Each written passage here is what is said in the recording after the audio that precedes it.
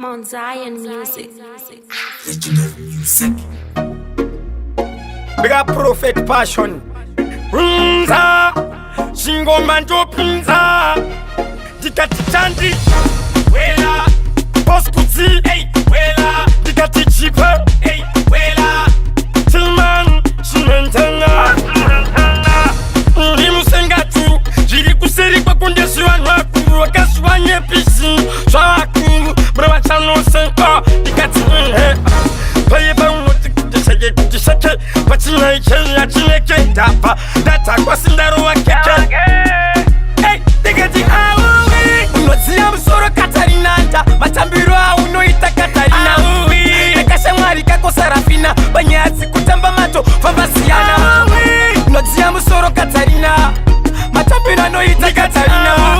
Nekasha mwari kako Sarafina Banyatsi kutamba mato Fambasiana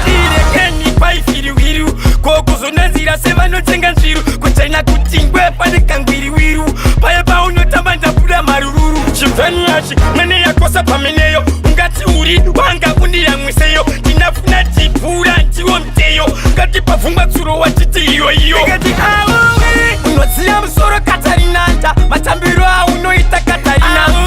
Nekasha mwari kako Sarafina Banyatsi kutamba mato Fambasiana Unoti ya msoro Katarina Matambiro unoita Katarina Nekasha mwari kako Sarafina Banyatsi kutamba mato Fambasiana Naka uri usangu langu Dapota msaka kuma kama kutangu Kudai kari usavi kari mputu mangu Ututiratiro eko kisa usangu langu Uruguti greti panda mkombe Please usazo nyotopo kanana dombe Waimana dombe ufunge marombe Baiba unoro kwa doto da imombe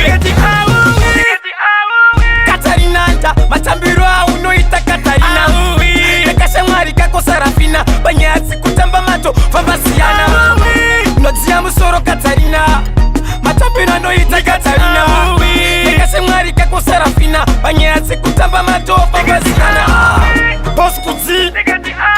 Dikati chipe Tilman Shimentanga Limusengatu Jiri kuseri kwa kunde suwanwa kuru Wakasuwanye pisi Shwa kuru Brawa chano senka Dikati Paye pa unoti kudisage kudisake Pachina ikeli ya chineke Dapa Data kwa sindaro wa keke Hey Dikati Unoti ya msoro Katarinanta Matambiro unoita Katarina